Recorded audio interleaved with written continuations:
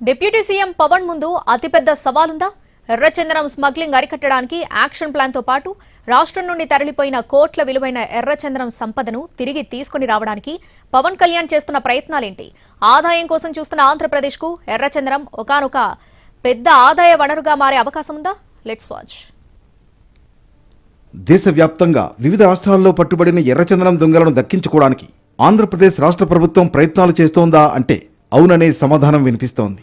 అధికారిక లెక్కల ప్రకారం 6-7 రాష్ట్రాల్లో 8,000 టన్నులకు పైగా ఉన్న ఎర్రచందనం దొంగలను తిరిగి ఇవ్వడానికి ఆయా రాష్ట్రాలు సుముఖంగా లేవు.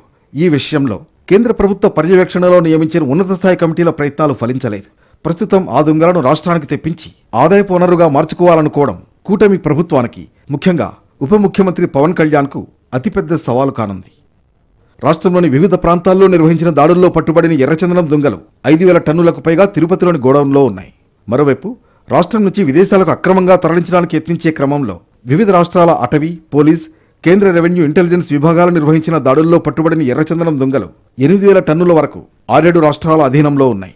దేశంలోని వివిధ ప్రాంతాల్లో పట్టుబడిన ఎర్రచందనం దొంగలన్నీ రాష్ట్రానికి చెందినవే కనుక ఆ దొంగలను కూడా రాష్ట్రానికి తీసుకొచ్చి వేలం వేసే అధికారం కోసం రాష్ట్ర ప్రభుత్వాలు ప్రయత్నిస్తూనే ఉన్నాయి.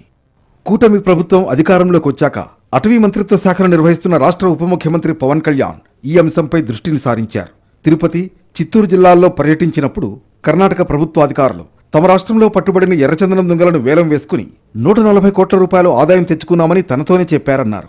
ఆ తర్వాత ఇతర రాష్ట్రాల్లో పట్టుబడిన ఎర్రచందనం దొంగలను రాష్ట్రానికి తెప్పించే ప్రయత్నాలు చేస్తున్నట్లు ప్రకటించారు.